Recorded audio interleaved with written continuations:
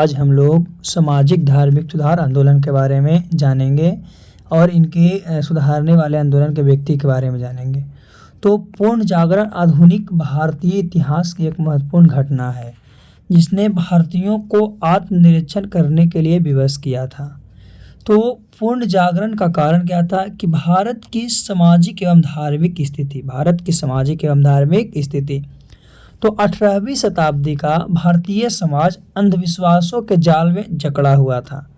समाज कठोर जाति प्रथा पर आधारित था। छुआछूत का परंपरा अपने चरमोत्कर्ष पर पहुंच चुकी थी, जिससे भारतीय समाज उच्च एवं निम्न दो वर्गों में विभक्त हो गया था। यानी कि छुआछूत की परंपरा बहुत ज़्यादा पहुंच चुकी थी, जिसके कारण भारतीय समाज जो था उच्च वर्ग और निम्न वर्ग दो वर्गों में विभक्त हो चुका था, है ना। और ये 18वीं शताब्दी के भारतीय समाज में चालू हुआ था, अंधविश्वासों के जाल में जकड़ा हुआ था। चलिए आगे। तो भारत की सामाजिक एवं धार्मिक स्थिति क्या है कि समाज में सती प्रथा, कन्यावध, विधवा व्यवस्था, पर्दाफाश, अशिक्षा जैसी कुरीतियाँ मौजूद थी, कमियाँ मौजूद थी। इन्हीं कारणों से सामाजिक जो था धार्मिक सुधार आंदोलन की आवश्यकता पड़ी, यानी कि समाज को धर्म के सुधारने के आंदोलन करने के लिए आवश्यकता पड़ी। तो ईसाई धर्म का प्रचार प्रसार भी इसके अंतर्गत आता है, जिसमें 1813 ईस्वी के अधिनियम द्वारा ईसाई मिशनरियों का भारत में आने, यहाँ बसने तथा प्रचार प्रसार करने की अनुमति मिली थी, है ना, ईसाई मिशनरियों का, है ना, भारत में। इसी समय ईसाई धर्म के प्रचार प्रसार में तेजी आई। बड़ी संख्या में निम्न वर्ग के हिंदुओं को ईसाई बनाया जाने लगा। बहुत संख्या में निम्न वर्ग जो था हिंदू, उसको ईसाई बनाना प्रारंभ किया। इससे हिंदुओं में प्रतिक्रिया हुई और सुधार कार्य प्रारंभ हो गया। प्रारंभ हो गया। आगे। तो अंग्रेजी शिक्षा एवं पाश्चात्य विचारधारा का प्रभाव, तो भारत में अंग्रेजी प्रभुत्व की स्थापना के साथ ही पाश्चात्यकरण यानी आधुनिकीकरण की प्रक्रिया शुरू हुई। इसका प्रभाव कलकत्ता, मद्रास एवं बम्बई में पहले पड़ा। इससे एक नए वर्ग का उदय हुआ जिसे मध्यम वर्ग कहा गया। यानी जो आधुनिकीकरण हुई, तो आधुनिकीकरण का प्रभाव कलकत्ता, मद्रास, बम्बई में सबसे पहले पड़ा और इसका रिजल्ट क्या हुआ कि एक नए वर्ग का उदय हुआ जिसे मध्यम वर्ग कहा गया। तो इसमें सुधार लाने वाले प्रथम व्यक्ति राजा राम मोहन राय के बारे में सबसे पहले जानते हैं। तो बंगाल से शुरू हुए सुधार आंदोलन का नेतृत्व राजा राम मोहन राय ने किया था। कहाँ से? बंगाल से शुरू हुए सुधार आंदोलन का नेतृत्व राजा राम राय ने किया था। इसी कारण इन्हें भारत के नवजागरण का अग्रदूत, सुधार आंदोलनों का प्रवर्तक और आधुनिक भारत का पहला महान नेता कहा जाता है। यानी आधुनिक भारत का पहला महान नेता या सुधार आंदोलन का प्रवर्तक या भारत के नवजागरण का अग्रदूत इन्हीं को जाना जाता है, राजा राम मोहन राय को। राजा राम मोहन राय का जन्म 22 मई 1772 ईस्वी को बंगाल के राधानगर में हुआ था और राजा राम मोहन राय की प्रारंभिक शिक्षा गांव से ही शुरू हुई थी, है ना। फारसी एवं अरबी भाषाओं में पटना में हुई। फारसी अरबी भाषा में क्या पटना हुआ, जहां उन्होंने कुरान, सूफी रहस्यवादी कवियों की रचनाओं एवं प्लेटो और एवं अरिस्टो की पुस्तकें की अरबी संस्करण का अध्ययन किया। ये सब के बारे में पढ़े, है ना, प्लेटो को लिखे गए, अरिस्टो को लिखे गए पुस्तक के बारे में। बनारस में इन्होंने संस्कृत, वेद और उपनिवेश का भी अध्ययन किया। आगे। वर्ष 1803 से 1814 ईस्वी तक उन्होंने ईस्ट इंडिया कंपनी के लिए वुडफोर्ड एवं डिवगी के अंतर्गत निजी दीवान के रूप में काम वो काम किए। 1814 ईस्वी में उन्होंने नौकरी से इस्तीफा दे दिया और अपने जीवन को सामाजिक धार्मिक एवं राजनीतिक सुधारों के प्रति समर्पण करने के लिए वो कलकत्ता चले गए। इनका पहला ग्रंथ फारसी भाषा में तोहफल उल मुहादिन एक्सवादियों को उपहार प्रकाशित हुआ। इसमें मूर्ति पूजा का विरोध किया और एकस्वार को सब धर्मों का मूल बताया। 1825 ईस्वी में कलकत्ता में वेदांत कॉलेज की स्थापना की और 1825 ईस्वी में कलकत्ता में इसने वेदांत कॉलेज की स्थापना की। इसका पहला ग्रंथ फारसी भाषा में था, उसका नाम था तोहफत उल मुहादान, है ना। जिसमें मूर्ति पूजा का विरोध किया था, है ना। और अपने नौकरी से इस्तीफा 1814 ईस्वी में दी थी। वो कौचे थे, तो निजी दीवान के रूप में वो काम करते थे। निजी दीवान के रूप में ईस्ट इंडिया कंपनी के लिए वो काम करते थे। कौन सी कंपनी? ईस्ट इंडिया कंपनी के लिए 1803 से 1814 तक काम किया। और जानते हैं इनके बारे में, इन्होंने ईसाई धर्म के कर्मकांड की आलोचना की और ईसा मसीह को ईश्वर के अवतार के रूप में खारिज किया। ये क्या किया? ईसाई धर्म के कर्मकांड की आलोचना की और ईसा मसीह को ही ईश्वर के अवतार के रूप में खारिज किया। प्रीसेटप्स एवं जिप्स 1820 ईस्वी में इन्होंने न्यू टेस्टामेंट और नैतिक और दार्शनिक संदेश की अलग करने की कोशिश की, जो चमत्कारिक कहानियों के माध्यम से दिए गए थे।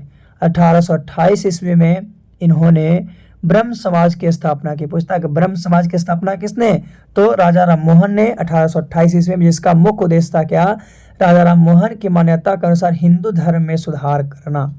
इन्होंने समाज सुधार एवं शिक्षा के विकास पर अत्यधिक बल दिया है।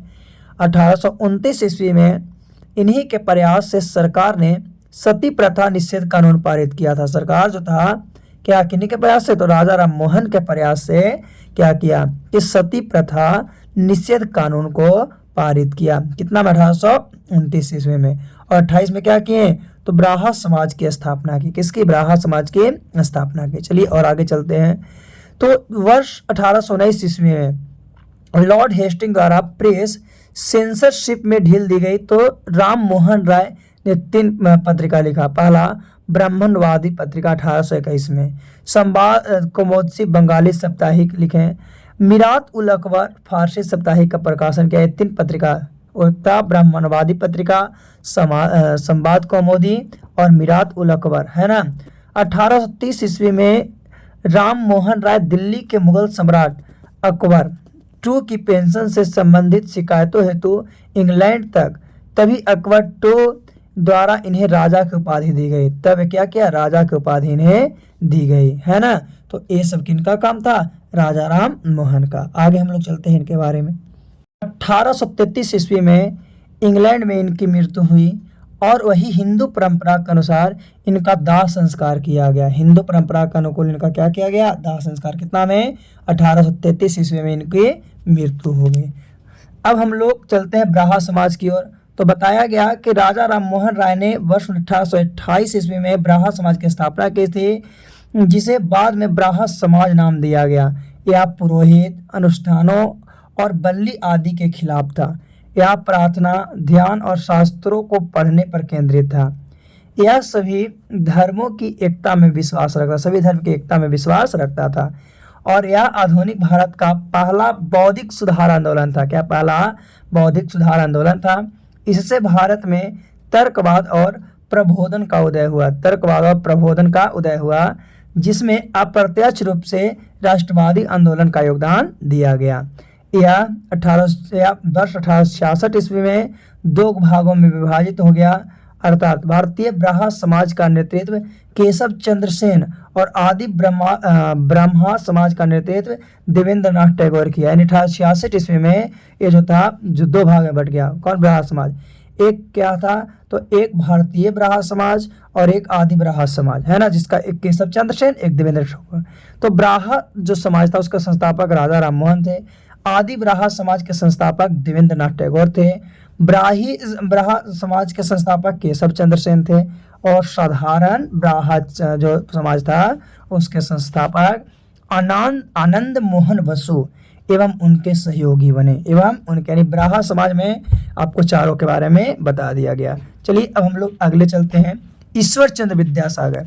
तो 26 सितंबर 1820 ईस्वी में पश्चिम बंगाल में ईश्वर चंद्र बंदोपाध्याय का रूप में जन्मे थे, यानी जन्म लिए थे। इन्होंने 1839 ईस्वी में संस्कृत और दर्शन में निपुणता के लिए विद्यासागर की उपाधि से सम्मानित किया गया। संस्कृत और दर्शन में निपुण थे, इसलिए इन्हें विद्यासागर की उपाधि से सम्मानित किया गया। 21 वर्ष की उम्र में आयु में Ishwar Chandra fort William college में संस्कृत विभाग के प्रमुख के रूप में शामिल हुए। ये 19वीं शताब्दी में बहुमत समाज सुधारक थे, जिन्होंने भारत की महिलाओं की स्थिति को बदलने में योगदान उल्लेखनीय है। फिर है समाज सुधार के क्षेत्र में इनका सबसे बड़ा काम विधवा में विवाह को कानूनी मान्यता दिलाने का, यानी समाज सुधार के क्षेत्र में इनका सबसे बड़ा एकदम क्या था कि विधवा में विवाह को कानूनी मान्यता दिलाने में। तो ये सब काम ईश्वर चंद्र विद्यासागर का था, जिनका जन्म 26 सितंबर 1820 पश्चिम बंगाल में हुई थी। आगे इन्हीं के प्रयास से ब्रिटिश सरकार ने 1856 ईस्वी में विधवा पूर्ण विवाह अधिनियम पारित किया। विधवा पूर्ण विवाह अधिनियम 1856 ईस्वी में इन्हीं के प्रयास से किया गया था।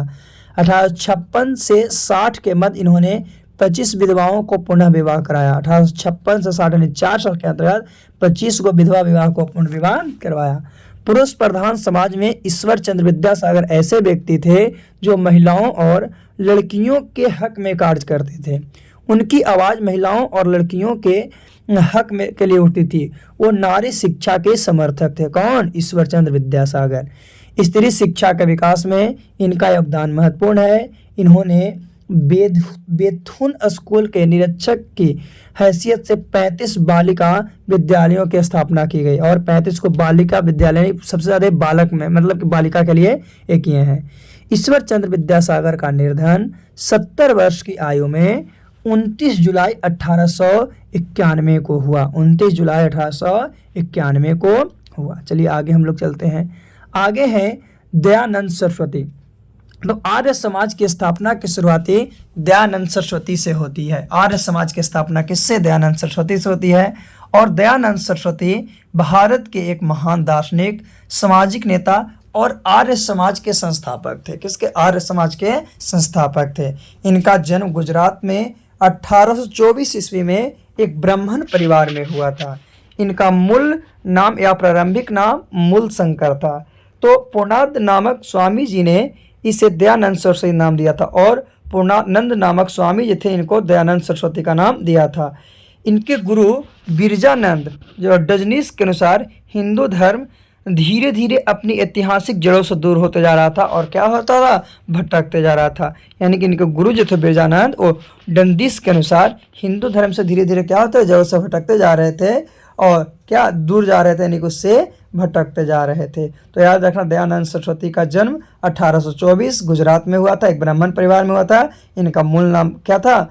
तो प्रारंभिक नाम मूल शंकर था, है ना। और आर्य समाज की शुरुआत, जो आर्य समाज की स्थापना की शुरुआत दयानंद सरस्वती के द्वारा किया गया। आगे जानते हैं कुछ लोग जिन्होंने धीरे धीरे हिंदू धर्म में कुछ नई मान्यताओं को डाल दिया और डालते जा रहे थे। उन सब मान्यताओं के कारण हिंदू धर्म दूषित हो गया। ये सब मान्यता के कारण हिंदू धर्म क्या हो गया? दूषित हो गया। हिंदू धर्म ऐसी बिगड़ती हालत को देखकर दयानंद सरस्वती द्वारा अपने गुरु बिरजानंद डंडीस को वचन दिया कि उसका पूरा जीवन हिंदू धर्म का जीर्णोद्धार और वेदों को फिर से उसकी सही राह लाने में लग जाएगा। यानी कि उसको वचन दिया, कौन? दयानंद सरस्वती अपने गुरु बिरजानंद को, कि हम ऐसा करेंगे कि हिंदुओं को वेद की ओर लौटाने का ही पूरा का पूरा प्रयास करेंगे। इसी क्रम में सबसे पहला प्रयास दयानंद सरस्वती ने 1863 ईस्वी में आगरा में धर्म के प्रचार के लिए पाखंड खानिनी पताका फहराई, और यह संदेश था कि हिंदू समाज में आई कुर्तियों को दूर करना, जो हिंदू समाज में कमियां आई थी उस कमियों को दूर करना। तो सबसे पहला प्रयास 1863 ईस्वी में आगरा में धर्म के प्रचार के लिए किया था, है ना। और पाखंड खंडिनी पताका फहराई थी। कौन सा? पाखंड खंडिनी पताका फहराई थी। आगे आर्य समाज की स्थापना 1875 ईस्वी में स्वामी दयानंद सरस्वती के द्वारा बम्बई में की गई थी। पूछता है क्वेश्चन कि आर्य समाज की स्थापना 1875 में स्वामी दयानंद के द्वारा कहाँ? बम्बई में। 1877 ईस्वी में इन्होंने अपना मुख्यालय लाहौर में बनाया, और ये अपना मुख्यालय कहाँ? लाहौर में बनाया 1877 ईस्वी में। स्वामी जी ने वेदों की तरफ चलो का नारा दिया, और ये जो स्वामी दयानंद सरस्वती थे वो क्या किए कि क्या दिए? वेदों की तरफ लौटो का नारा। इन्होंने छुआछूत, जन्ममूलक जाति प्रथा, बाल विवाह का विरोध किए, है ना। स्वामी दयानंद सरस्वती को भारत का मार्टिन लूथर कहा जाता है। पूछा भारत का मार्टिन लूथर किसको? स्वामी दयानंद सरस्वती को। यह आर्य समाज पूर्ण रूप से वेदों के ऊपर ही आधारित आर्य समाज है, जो कि पूर्णतः वेद के ऊपर आधारित है। जिस प्रकार ब्राह्मण समाज एकल देवता के ऊपर विश्वास रखता है, उसी प्रकार आर्य समाज में एकल देवता के ऊपर विश्वास रखा जाता है। और आर्य समाज का अर्थ है प्रगतिशील शीलों का समाज। क्या प्रगतिशील कहने का मतलब आगे बढ़ने का समाज। तो आर्य समाज के बारे में हम लोग इतना जाने, है ना, जिसका मुख्यालय कहाँ बना था, लाहौर में बना था, है ना, स्वामी दयानंद के बारे में। चलिए स्वामी दयानंद आगे 1874 ईस्वी में इन्होंने सत्यार्थ नामक ग्रंथ पुस्तक भी लिखी थी। एक क्वेश्चन पूछता है कि सत्यार्थ नामक प्रकार किसका था, तो स्वामी दयानंद का था। कितना, 1874 ईस्वी में लिखे थे। आर्य समाज के समाज सुधारक कार्य में आर्य समाज के द्वारा शुद्धि आंदोलन की शुरुआत की गई थी। इसमें उन लोगों को फिर से हिंदू धर्म को अपनाने के लिए कहा गया जो पहले हिंदू थे, परंतु किसी दबाव या लालच में आकर उन्होंने ईसाई या इस्लाम धर्म को अपनाया था। यानी फिर से बोले जो हिंदू थे वो हिंदू धर्म को अपनाएगा, जो किसी के दबाव में आकर ईसाई या इस्लाम धर्म को अपनाया था, है ना, लालच में आकर। गायों को बचाने के लिए 100 मतलब एक गौ रक्षा समिति का गठन किया। गाय को बचाने के लिए गाय को बचाने के लिए क्या, गौ रक्षा समिति का गठन किया इसने। कौन, तो आपका स्वामी दयानंद ने। इन्होंने सबसे पहले हिंदी को राष्ट्रभाषा स्वीकार करने की बात कही और भारत में राष्ट्रवाद के बीज बोने का बहुत हद तक श्रेय आर्य समाज और दयानंद सरस्वती जी को माना जाता है। आर्य समाज और क्या है, राष्ट्रवाद के बीज बोने का बहुत हद तक का श्रेय दयानंद सरस्वती को और आर्य समाज को माना जाता है। आर्य समाज के समाज सुधारक कार्य के द्वारा आर्य समाज में क्या 1886 ईस्वी में डीएवी विद्यालय की स्थापना की गई थी। आर्य समाज के द्वारा किसका, आर्य समाज के द्वारा 1886 ईस्वी में डीएवी, यानी डीएवी कहने का मतलब क्या है, तो डीएवी कहने का मतलब क्या, दैविक एग्लो वैदिक स्कूल, है ना, दैविक, तो इसकी स्थापना की गई, जो वर्तमान समय में भी भारत के बड़े विद्यालयों में गिना जाता है। इन विद्यालयों को खोलने का श्रेय लाला हंसराज को दिया जाता है। किसको, लाला हंसराज को दिया जाता है। शिक्षा के माध्यम से भी आर्य समाज में बदलाव लाने का प्रयास किया गया था और इन विद्यालयों में भारतीय संस्कृति और पश्चिमी संस्कृति दोनों के बारे में ज्ञान दिया जाता है ना। 1902 ईस्वी में गुरुकुल विश्वविद्यालय की स्थापना हरिद्वार में की गई। यह पूर्णतः वैदिक शिक्षा के ऊपर आधारित था। इसे खोलने का श्रेय स्वामी श्रद्धानंद यानी मुंशी राम को दिया गया था। वैदिक शिक्षा के ऊपर जो आधारित था, गुरुकुल विश्वविद्यालय हरिद्वार में की गई थी, जिसका श्रेय स्वामी श्रद्धानंद यानी मुंशी राम को दिया जाता है। कितना में, 1902 ईस्वी में। तो पूछता है क्वेश्चन कि गुरुकुल विश्वविद्यालय की स्थापना कहाँ की गई थी, हरिद्वार में। कहाँ में, हरिद्वार में 1902 ईस्वी में स्वामी श्रद्धानंद के द्वारा दिया गया था, है ना। चलिए हम लोग आगे चलते हैं। रामकृष्ण मिशन। रामकृष्ण मिशन क्या है, तो मिशन की स्थापना 1897 में स्वामी विवेकानंद के द्वारा, किसका, स्वामी विवेकानंद के द्वारा कोलकाता के पास संत रामकृष्ण, जिनका जन्म 1836 में और मृत्यु 1886 के जीवन में सचिन्हित वेदांतों के शिक्षाओं के प्रसार करना और भारतीय लोगों की सामाजिक स्थितियों में सुधार करने के उद्देश्य के साथ ली गई थी। तो स्वामी विवेकानंद के बारे में थोड़ा जानते हैं। स्वामी विवेकानंद का जन्म 12 फरवरी 1863 ईस्वी को हुआ था। 12 फरवरी 1863 ईस्वी को हुआ था और उनके बचपन का नाम नरेंद्र नाथ दत्त था। स्वामी विवेकानंद के बचपन का नाम नरेंद्र नाथ दत्त था। प्रत्येक वर्ष स्वामी विवेकानंद की जयंती 12 जनवरी को राष्ट्रीय युवा दिवस के रूप में मनाई जाती है। किसके रूप में, राष्ट्रीय युवा दिवस स्वामी विवेकानंद के रूप में 12 जनवरी को मनाई जाती है। वर्ष 1893 में खेतड़ी राज्य में महाराज अतीत सिंह के अनुरोध पर इन्होंने विवेकानंद नाम अपनाया। फिर क्या, इन्होंने विश्व को वेदांत और योग के भारतीय दर्शन से परिचित कराया। विश्व के वेदांत और योग के भारतीय दर्शन से परिचित कराया। 1893 ईस्वी में स्वामी विवेकानंद अमेरिका गए और शिकागो के प्रथम विश्व धर्म सम्मेलन में क्या किया, भाग लिया। इनके प्रभावशाली भाषण को सुनकर अमेरिकी अखबार न्यूयॉर्क हेराल्ड ने लिखा था कि विवेकानंद निश्चित रूप से विश्व धर्म सम्मेलन में सबसे प्रमुख व्यक्ति है ना। पश्चिमी देशों के लोग इन्हें साइकोलॉजिकल मॉक ऑफ इंडिया कहकर पुकारते थे, पश्चिमी देश के लोग। नेताजी सुभाष चंद्र बोस ने विवेकानंद को आधुनिक भारत का निर्माता कहा था। किसका, आधुनिक भारत का निर्माता विवेकानंद को, आगे, यह 19वीं शताब्दी के रहस्यवादी रामकृष्ण परमहंस के मुख्य शिष्य थे और इन्होंने वर्ष 1897 में रामकृष्ण मिशन की स्थापना की थी। 1897 में रामकृष्ण मिशन एक ऐसा संगठन है जो मूल्य आधारित शिक्षा, संस्कृति, स्वास्थ्य, महिला सशक्तिकरण, युवा एवं आदिवासी कल्याण एवं राहत तथा पुनर्वास के क्षेत्र में काम करता है। वर्ष 1899 में इन्होंने बेलूर मठ की स्थापना की जो उसका अस्थाई निवास बन गया था। अस्थाई क्या हो गया था? क्या निवास बन गया था? कौन सा? अस्थाई निवास। तो ये सब काम स्वामी विवेकानंद का था, है ना। और मिशन कौन सी? रामकृष्ण मिशन। पूछा, रामकृष्ण मिशन की स्थापना 1897 में स्वामी विवेकानंद के द्वारा किया गया था, है ना। इसमें शिक्षा, संस्कृति, स्वास्थ्य, महिला सशक्तिकरण, युवा एवं आदिवासी कल्याण के लिए हुआ था। आगे, रामकृष्ण मठ यह ऐसे योग और आदर्श सन्यासी तैयार करते थे जो धर्म प्रचार के मुख्य आधार हैं, यानी धर्म को प्रचार करने के लिए है, उसी को रामकृष्ण मठ।